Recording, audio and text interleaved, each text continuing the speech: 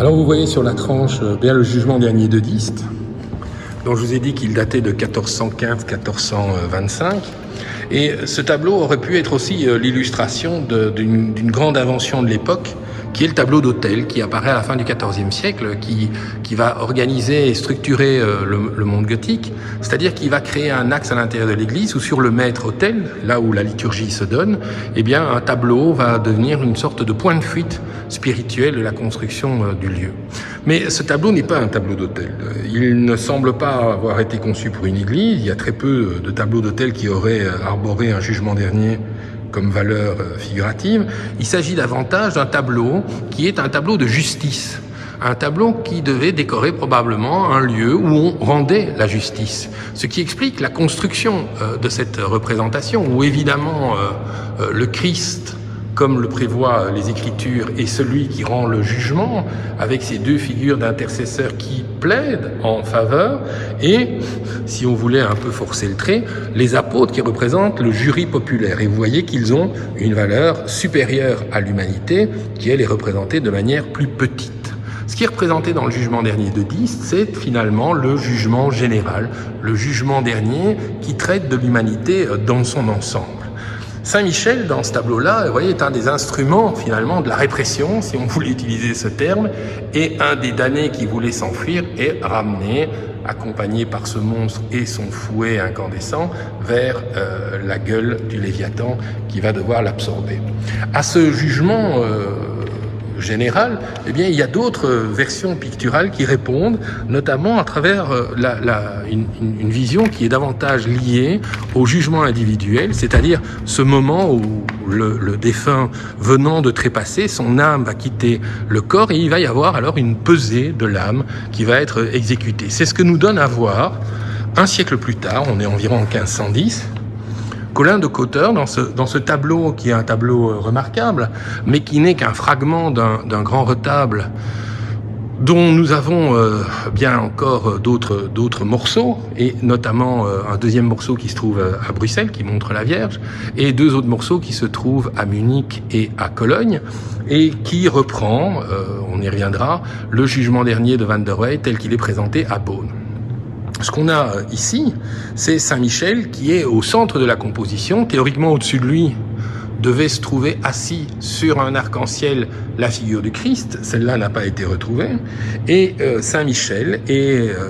placé là, dans une position qui est une position tout à fait caractéristique. Il est occupé à se livrer à la pesée des âmes. Alors, cette pesée, évidemment, comme le tableau a été démembré, elle va s'exprimer sous deux formes, à travers, non pas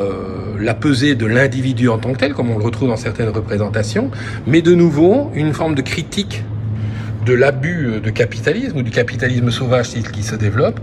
cette balance dans laquelle un des plateaux contient des pièces de monnaie, et vous voyez que ce plateau va vers le sol, c'est-à-dire vers l'enfer, qui devait se trouver à notre droite, là où se trouve aujourd'hui le cartel. Si on suit du regard la balance, eh bien on sort de la composition et on se retrouve dans la composition qui est conservée à Munich, et l'autre plateau de la balance, lui, portait en fait une branche de lys, c'est-à-dire la pureté contre la vénalité, et le discours était à ce niveau-là extrêmement bien construit. L'ange, l'archange Saint-Michel, tel qu'il est présenté ici, est en fait une référence directe. Il y a une sorte d'archaïsme dans le travail de Colin de Cotter. On est un siècle plus tard, on est presque un siècle après les grands fondateurs que furent Van der Weydt et Van Eyck, et d'une certaine manière, Colin de Cotter, c'est un temps d'arrêt qui fait marche arrière et qui se retourne vers un point d'origine qu'il veut analyser. Alors on retrouve la précision de la symbolique florale, et on retrouve une attitude qui est une attitude très largement inspirée du Saint-Michel de Van der Weydt sur le polyptyque qui se trouve aujourd'hui à Beaune, si ce n'est que la dimension de mélancolie et la fermeture du visage n'ont rien à voir avec Van der Weydt, mais sont davantage inspirés par le grand polyptyque de Gdansk exécuté par Hans Memling. Et on voit dans cette scène, alors on appelle ça la psychostasie, la pesée des âmes, on voit dans cette œuvre, eh bien, finalement, que Van der Weydt a été un modèle qui est largement repris, même si Memling passant par là, a déjà assoupli les formes, et on voit que maintenant, il y a vraiment une sorte de bel canto, pourrait-on presque dire, dans le traitement de ce drapé, qui est de moins en moins sculptural, mais qui, dans son irréalisme, va vers une forme de maniérisme qu'on retrouve dans l'élongation des formes. Regardez notamment la forme de ses orteils, le détail de ses orteils, la manière dont les articulations sont menées pour lui donner une beaucoup plus grande expressivité, qui renvoie d'ailleurs au drapé et au geste de la main. Expressivité qui se referme quand même en une sorte de mélancolie. On voit que Colin de Cotter a joué sur l'expressivité des figures et sur l'allongement des formes pour donner à sa figure de Saint-Michel cette grâce relativement maniérée, sinon maniériste, mais qui forme aussi la qualité de ce morceau de peinture dont nous ne pouvons apprécier aujourd'hui que le côté délabré.